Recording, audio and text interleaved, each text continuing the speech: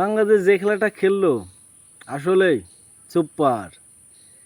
Test খেলা কাকে বলে বাংলাদেশ থেকেই শিখতে হবে।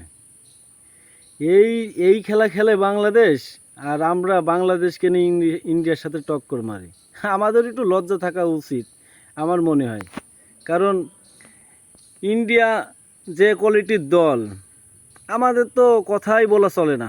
আমি মনে করি আমাদের এই দল নিয়ে, বাংলাদেশকে নিয়ে, বাংলাদেশের যে পরিস্থিতি, এরা শুধু জিম্বাবুই, আয়ারল্যান্ড এদের সাথে খেলবে। তাছাড়া ইন্ডিয়ার মতন দলের সাথে খেলা খেললে আমরা যে লাফালাফি করি, এগুলো আমাদের সত্যি অনেক বোকামি, অনেক, যেটা আসলে বলার মতন না।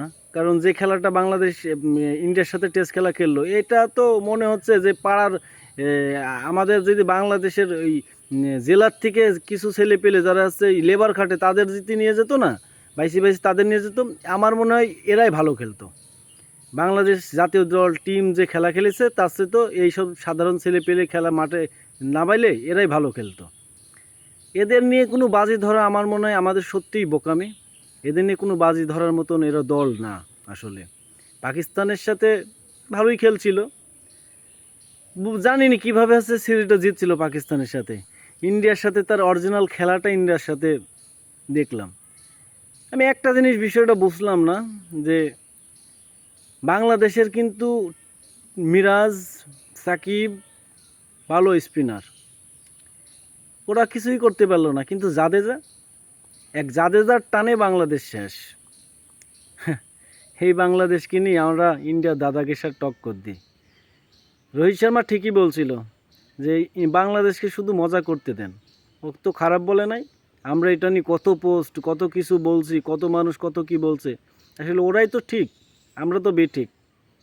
ওদের সাথে আমাদের তুলনা কখনোই হয় না, কারণ এই আমাদের বাংলাদেশের ক্রিকেটার দিয়ে হবে না। এদের মানসিকতা খুবই নিম্ন। 20টা 25টা 30টা রান করতে পারলে মনে করে যে আমি অনেক কিছু করে ফেলেছি, আমার প্রচুর, মানে পরের ম্যাচটা আমি নিশ্চিত হয়ে গেছি। এরা হচ্ছে এইটা দেখেন, প্রথম ইনিংসে যেসব ইন্ডিয়ার কিছু প্লেয়ার ছিল, তারা 0 রান বা হচ্ছে 20 রান 30 রান করছিল, তারা পরের ইনিংসে কিন্তু 100 মারছে। এটা হচ্ছে অরিজিনাল টেস্ট খেলা, অরিজিনাল, মানে এইটা হচ্ছে একটা নাম্বার 1 দল এইটা, ঠিক আছে।